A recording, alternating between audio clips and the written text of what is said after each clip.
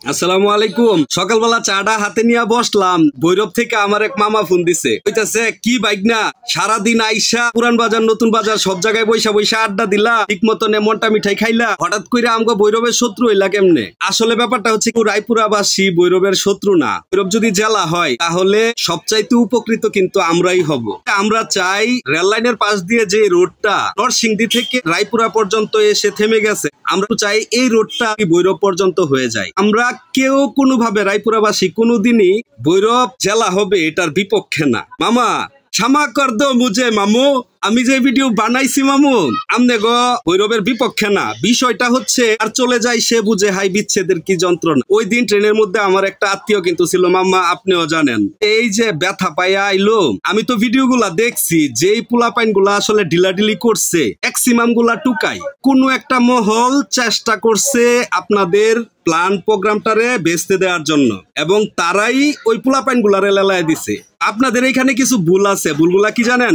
এত বড় একটা শক্তিশালী এলাকা, পাশাপাশি আপনারা তো শহর, ওই জায়গার লোকজন তো স্মার্ট। এই জিনিসটা তো বোঝা দরকার ছিল যে পোলাপাইন গুলাতে পাথর দিয়া ঢিলাইতেছে, আমরা যারা সিনিয়ররা উপস্থিত আছি তারা কেন ফিরাই না? ফিরাইতে চেষ্টা করছে অনেকেই, দেখলাম চেষ্টা করছে, কিন্তু এটারে ফিরানি বলে লাঠি লইতেন মিয়া, সেই চালাওয়া দরকার ছিল ঠ্যাং টুং বাইরাইয়া। আশির ভূতেরা কইতে আইসো লাডিলি করার লাগিয়া, কোথাইডারে সুযোগ দিবেন, পরে হইলো যায় কইবেন যে টুকাইরা করছে, বুঝেন না কি এর লাগা বিষয়টা। আপনারা যদি জেলা হয় ভৈরব, সবচাইতে বেশি উপকার আমরা রায়পুরারই হইব। আমরা ভৈরব থেকে ঈদের মার্কেটটা পর্যন্ত করতে কিন্তু ভৈরব যাই, ভৈরব থেকে অনেক প্রোডাক্ট আমাদের রায়পুরাতে আসে। আমরা অবশ্যই ভৈরব জেলা হোক এটা চাই। আমরা ভৈরবের শত্রু না। ম্যাক্সিমাম রায়পুরাবাসীর কোনো না কোনো আত্মীয় কিন্তু ভৈরবে আছে। ভৈরবের সাথে একদম ছোটবেলা থেকেই দেখে আসতেছি। আমরা তো ওই যে মানে বলতে গেলে মামু এমনি কইতে হয়, কয়দিনই না আমার এক ভৈরব ব্রিজের নিচে পাঠাইলেন প্রেমিকা সহ, যে ওই কিরে বাইক না তুই এই বয়সে ছেড়ে লইয়া ঘুরতে আস।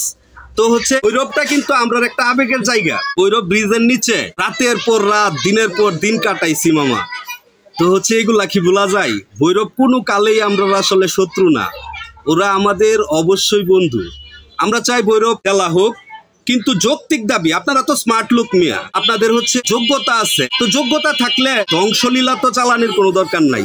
জানমালের ক্ষয়ক্ষতি যেন না হয় সেভাবে বিষয়টা এগিয়ে নিয়ে যাইতে হইব।